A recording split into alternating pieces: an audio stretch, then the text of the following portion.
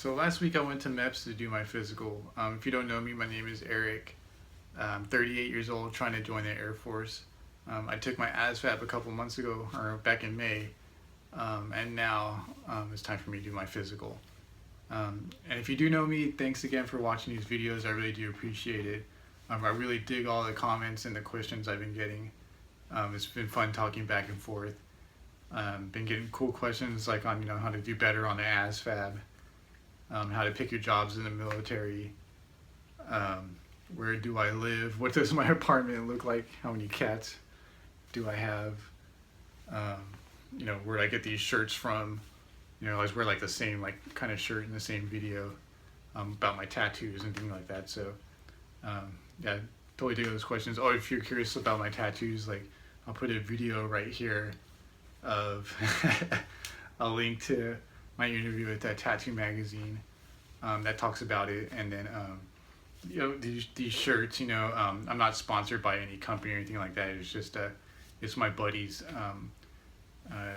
brand. He owns a company called Never Settle Consulting, former Navy SEAL, totally awesome dude. I'll put a link to his Instagram and his Twitter and his website and a link to these shirts below. Again, I'm not sponsored or anything like that. It's just I like supporting my buddy's company, awesome, better known business.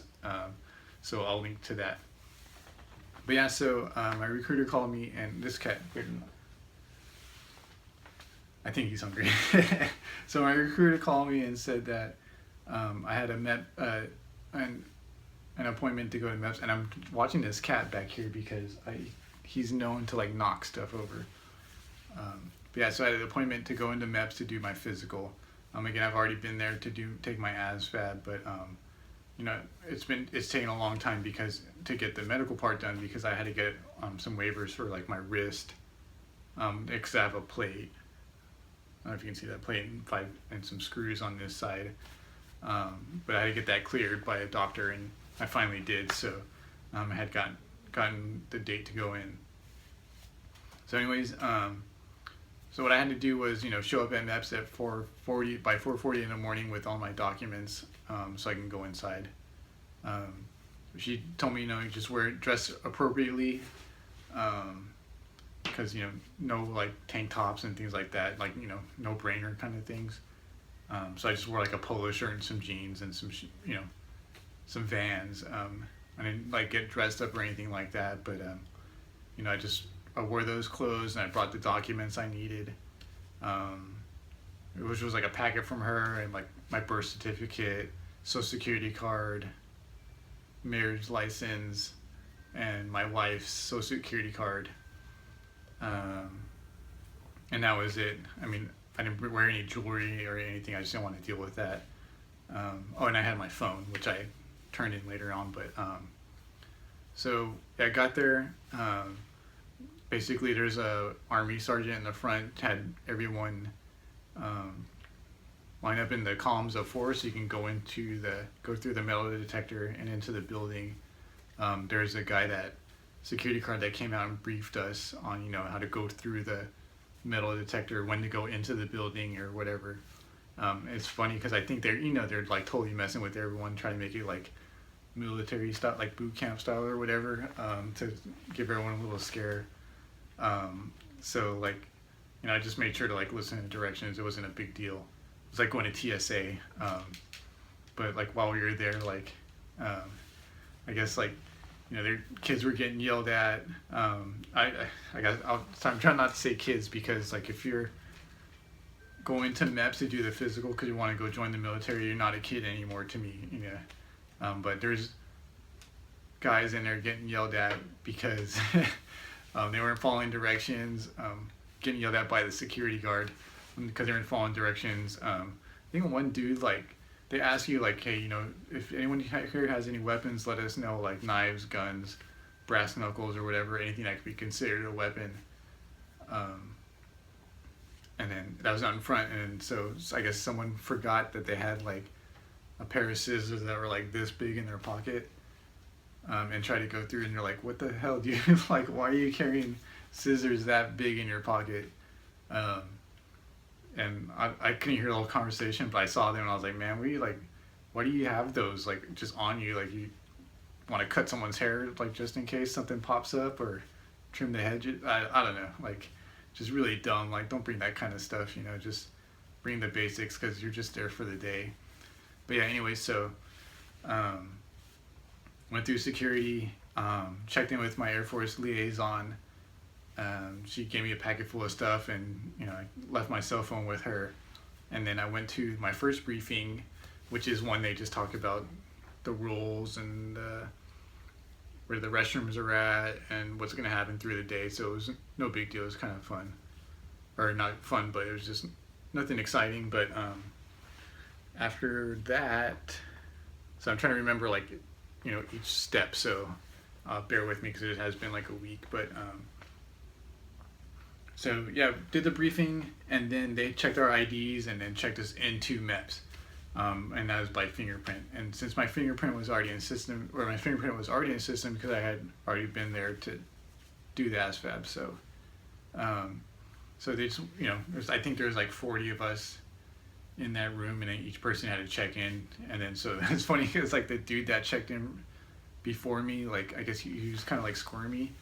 And the lady was like, "Hey, are you okay?" And he was just like, "Yeah, can I go to the bathroom?" And she's like, "Well, if you hold it, you can, you know, if you wait, just hold it, and because you're going to take a pee test upstairs pretty soon anyways." And he's like, "Oh, I got to go to number 2. And she's like, like, I didn't need to know that. And then like everyone just kind of got a kick out of that because you could have totally like not said that, yeah, take a dump. But anyway, so that was kind of entertaining, like that first, like, you know, first moment of entertainment for me, like at 5 in the morning. But so yeah, signed in, and then they send you upstairs, which is like the medical floor, because like the downstairs is like the swearing-in room, all the different branches, offices, and then like a briefing room and like a front desk where you check in and out of, and then upstairs is like the medical area of the building. So went upstairs, and then the first thing they had me do was first I had to check in with the person in charge of the floor, which was like a Air Force tech sergeant or something like that, probably tech sergeant. And she, you know, asked my name and then how old I was, and of course I was like, "Oh yeah, I'm 38." And then everyone at the desk and like around me, like all the other dudes that were checking in, were like, 38, dang. Because I think the tech sergeant, I think she told me her age. She said she's like 31 or 32. So that automatically made me the oldest person on the floor, other than like some of the civilians that were working there, but older than all the NCOs that day. So, yeah, so I checked in, and then first thing it made me do was take my blood pressure, and then so they had me go up to the machine, and then, you know, they put the strap on, but then it was weird. It was like they made me like lean back like this. I can do it from the side. Lean back like this, and then have my like legs straight out with my feet touching the deck or like the floor, and then I don't know. Yeah, they made me take my blood pressure, which put me like in an awkward position. So I started getting like uncomfortable, and so I think it raised my heart rate. So when the guy looked at it, he was like, "Hey, did you run up the stairs?" I was like, "Nah." He's like, "All right, man, you need to go back there and relax." And then so he made me go back and sit with a bunch of other guys who were like either nervous or their heart rate was too high or whatever. And then we had to sit back there for like 30 minutes, like in the back of this classroom. And I turned to the guy, I was like, "Hey man, like, just get your blood pressure taken, everything cool?" He's like, "Oh yeah, my heart rate's too high. I'm really like freaking nervous." I was like, "Yeah, don't even worry about it, dude. Like, I'm pretty sure everyone here is nervous, man. Just, it's not a big deal, dude. Just, you know, it's just one day out of, you know, your entire life." So, after we chilled out for a little bit, then the guy called me up. It was a civilian dude. I don't know which branch he used to be in, but took my blood pressure again, and he was like, "All right, dude, you know, how old are you?" I was like, "I'm 38. He goes, "Okay, let's go. You need to take an EKG test." And I was like, dang. So he moved me into this other office where I had to lay down, you know, take off my shirt and pants and stuff like that, and they hooked me up to this EKG machine, which is like an electrocardiogram I guess it like measures your heart rate using like electricity. I don't know. So I had to take that test, and they give you like this printout that has like all these like wavelengths or whatever on it. I had to take that printout to the first MD, like the first physician, which I had to talk to. So I go see the first physician, and he goes over my results. He looks at like my medical history, and then kind of everything I filled out with my recruiter. And he's like, okay, do you have a heart condition? Like, do you have any medical history with your heart? And I'm like, no, everything's fine. He's like, are you healthy? Like, I was like, yep, totally healthy.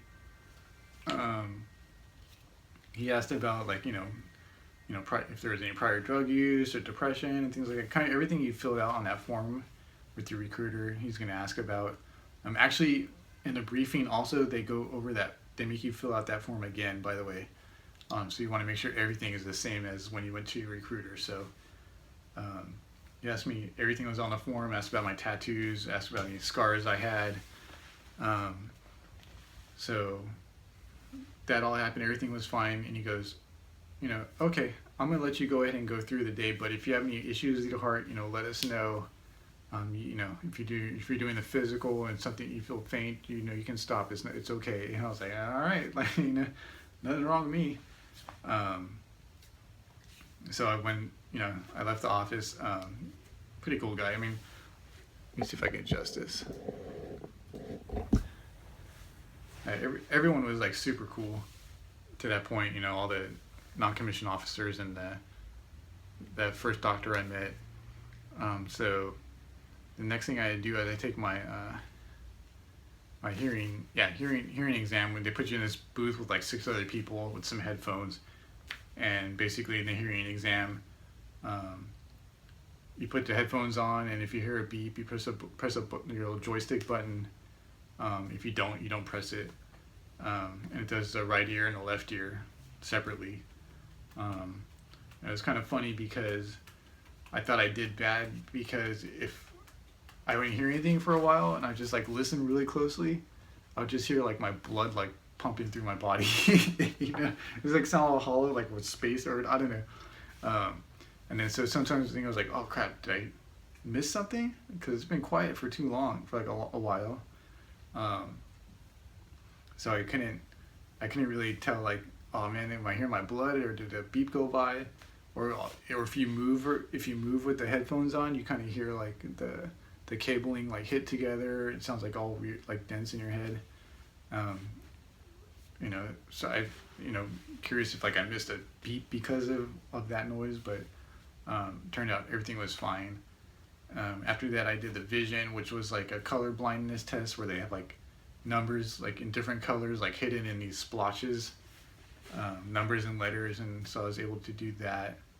Then they give you like an eye exam, where like at the the optometrist or whatever, that you just read from read the letters and numbers at different sizes, to determine like your what you can read and what you can't.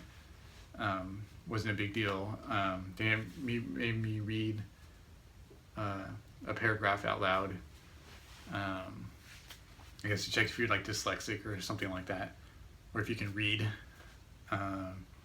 And then they also made me do the depth perception test, where you look at it like a bunch of circles, and you have to say which one's closer, which one's sticks out or whatever.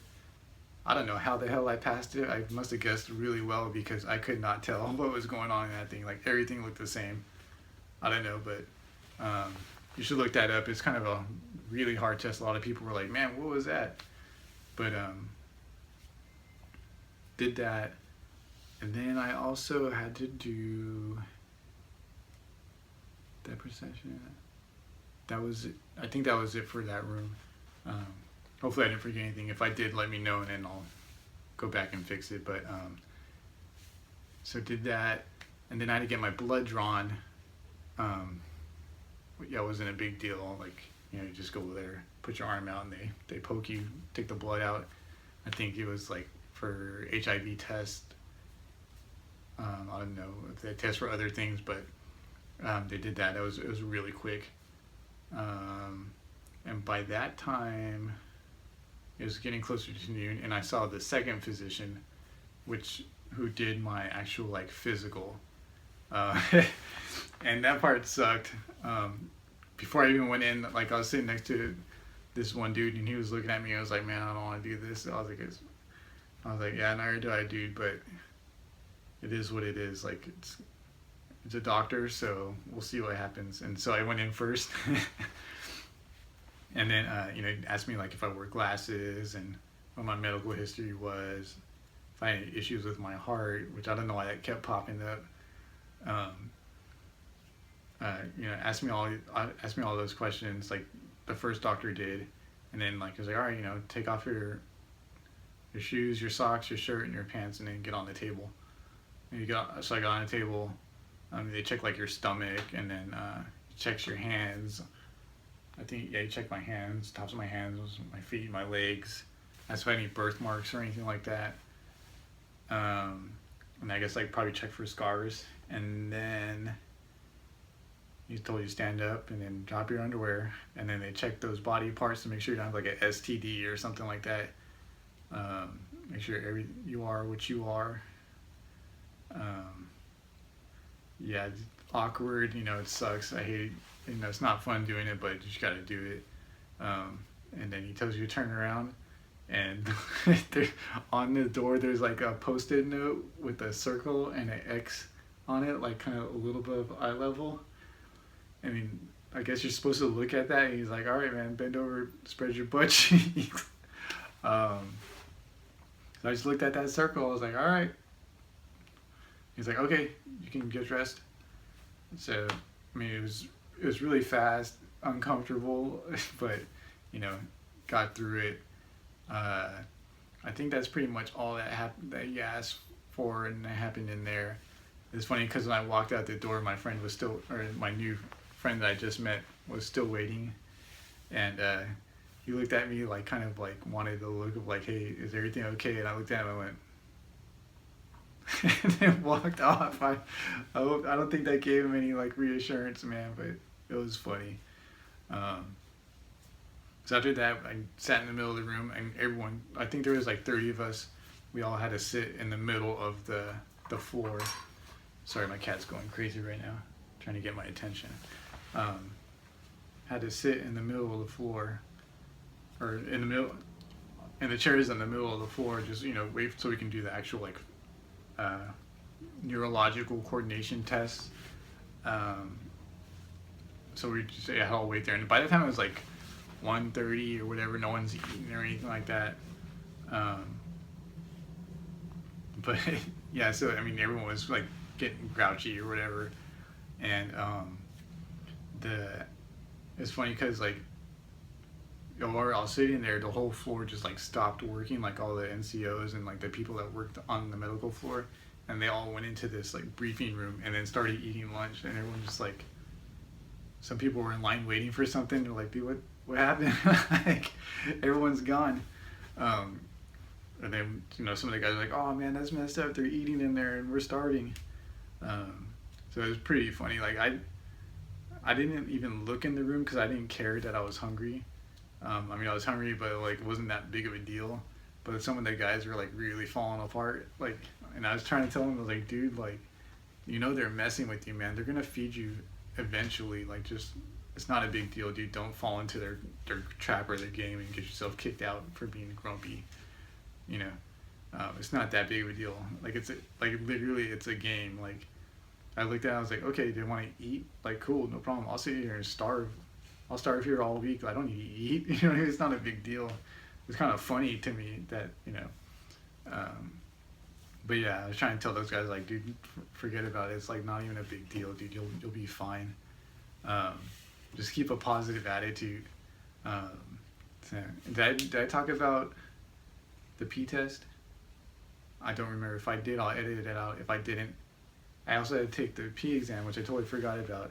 So yeah, just like 5 or 6 guys go into a bathroom, like urinals, and everyone has to stand in front of it, and then when you get there, you have to get your pee cup. It's on a little shelf, and then you have to pull up to the urinal, pull your shirt up to like right here, like under your chest or whatever, and tie it in a knot, like bare midriff, and then take your pants and your underwear and drop them to your knees like you're like, I don't know, like a 5-year-old kid trying to use a urinal.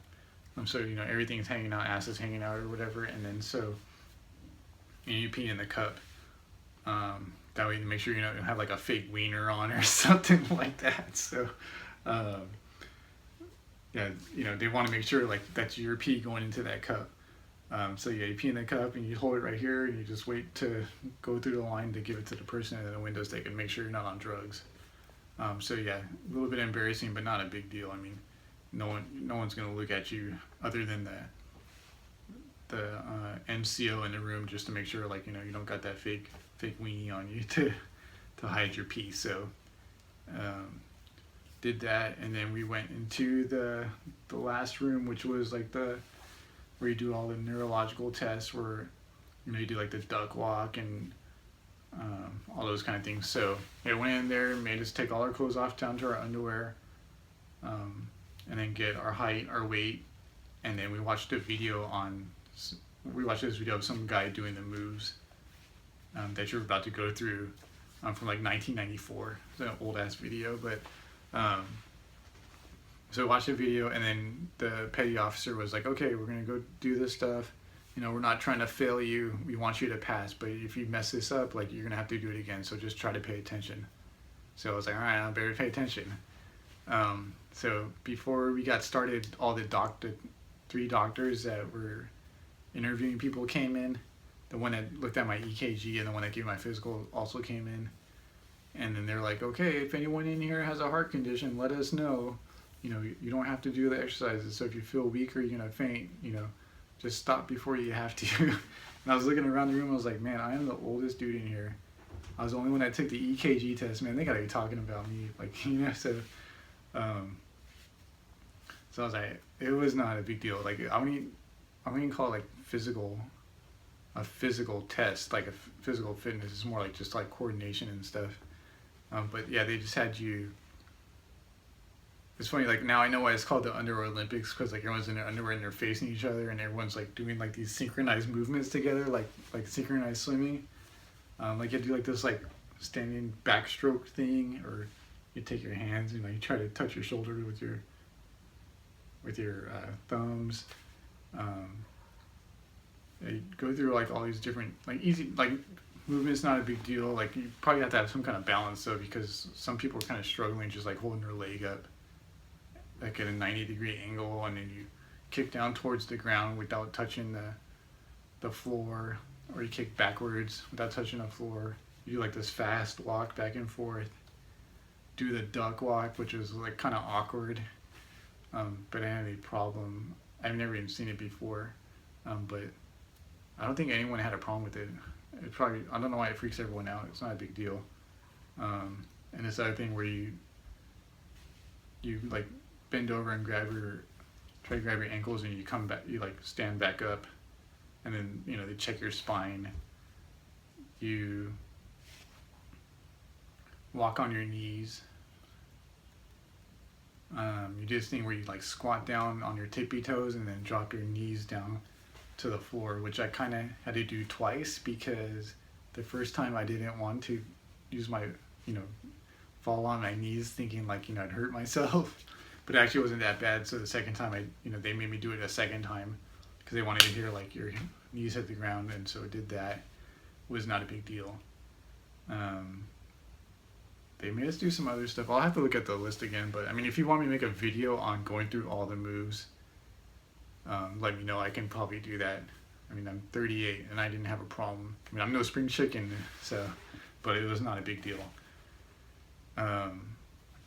So did all that, and then they're like, okay, they let everyone leave the room, and then they were like, hey, they named off like 5 or 6 people, and I was one of them to stay behind. I was like, oh crap, did I fail something? And I actually asked, I was like, hey, did I do something wrong? Like, is everything okay? And he's like, yeah, you just have to talk to a physician before you leave here today. I was like, okay, no problem. So got all my paperwork, got checked out, and I had to walked into the physician's room I had to speak to, and he was like, okay, do you have any heart problems or heart history? I was like, no, none of that crap. He's like, they looked at all my results from the day, and everything was totally fine except for the EKG thing. He was like, okay, yeah, you need to come back and do a consultation with our cardiologist. And I was like, oh, great. I was like, okay, yeah, no problem, sir. Thank you. And then he asked about the Air Force and things like that. But when I heard it, it sucked because I knew I got to come back and I was not going to be able to swear in that day. And yeah, it totally sucked because I was all excited. Like, I had everything planned out. My wife was waiting. I'm pretty sure my wife was waiting to hear from me to make sure I got sworn in okay and everything like that. But so yeah, wasn't able to. Obviously I was not going to be able to swear in that day. But so I mean, that was that. After I talked to the doctor for a little more, I had to go back to the front desk to check out off the medical floor. And while I was checking out, I made sure to tell all the NCOs and everyone working there, I was like, hey, thanks for taking the time to speak to me. Hope you guys have a good day. And everyone was like super cool. I mean, the reason why I did that too, because now I know I have to go back, and so hopefully they'll remember who I am, and remember that I was a cool dude, just like not giving them a hard time or anything. So maybe they'll make my time when I go back there even easier. But yeah, and then I went down to the Air Force liaison, got my stuff, and then got out of there. And the first thing I did was call my recruiter and let him know that, hey, I guess I had to go back for a consultation on the EKG. And he was like, oh yeah, it's not bad. Think of it this way, like, there's 4 things they'll do there. Like, 1, they'll permanently disqualify you. 2, they'll temporarily disqualify you. 3, they'll qualify you. Or 4, they're going to leave it open because you have to go back.